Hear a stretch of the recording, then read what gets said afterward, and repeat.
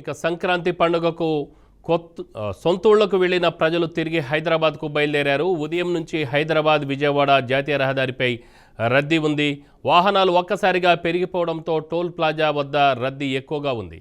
హైదరాబాద్ వచ్చే వైపు ఎక్కువ గేట్లు తెరిచిన టోల్ ప్లాజా సిబ్బంది వాహనాలు సులువుగా వెళ్లేందుకు వేగంగా టోల్ ప్లాజా దాటేందుకు చర్యలు తీసుకుంటున్నారు. గత ఏడాది సంక్రాంతి పండుగ నుంచి వచ్చే సమయంలో ఎక్కువ రద్దీ నెలకొని అనేక చోట్ల ట్రాఫిక్ సమస్యలు తలెత్తాయి. దీంతో ఈ ఏడాది పోలీసులు ముందు జాగ్రత్త చర్యలు తీసుకుంటున్నారు. అత్యధికంగా వాహనాలు విజయవాడ వైపు నుంచి వస్తాయని తెలుసు కాబట్టి అటువైపు నుంచి రద్దీ ఏర్పడిన వాహనాలు ఆగకుండా అవసరమైన ఏర్పాట్లు చేస్తున్నారు. ఫాస్టాగ్ ఉన్న వాహనాలు కూడా కొంత స్లోగా నడుస్తుండటంతో పోలీసులు టోల్ ప్లాజా సిబ్బందితో మాట్లాడుతున్నారు.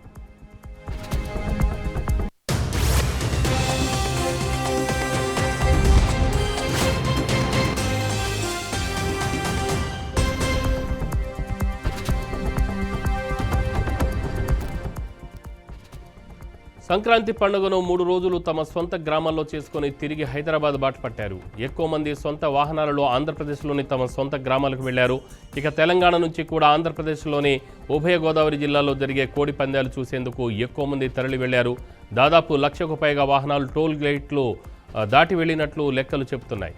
నిన్న కనుమ పండుగ కావడంతో ఎక్కువ మంది నేటి ఉదయం నుంచి బయలుదేరారు. దీంతో హైదరాబాద్ విజయవాడ జాతీయ రహదారిపై ట్రాఫిక్ ఎక్కువగా కనిపిస్తుంది. హైదరాబాద్ వైపు వచ్చే వాహనాలను ఔటర్ రింగ్ రోడ్ వైపు నుంచి మళ్లిస్తున్నారు. దీంతో నగరంలో ట్రాఫిక్ సమస్య తలెత్తకుండా అన్ని చర్యలు తీసుకుంటున్నారు. సంక్రాంతికి వెళ్లిన వారు సుఖంగా తమ గమ్యస్థానాలకు చేరుకునేలా ప్రయాణం సాగించాలని పోలీసులు కోరుతున్నారు. శని ఆదివారాల్లో కూడా రద్దీ జాతీయ రహదారిపై ఎక్కువగా ఉండే అవకాశాలు కనిపిస్తున్నాయి.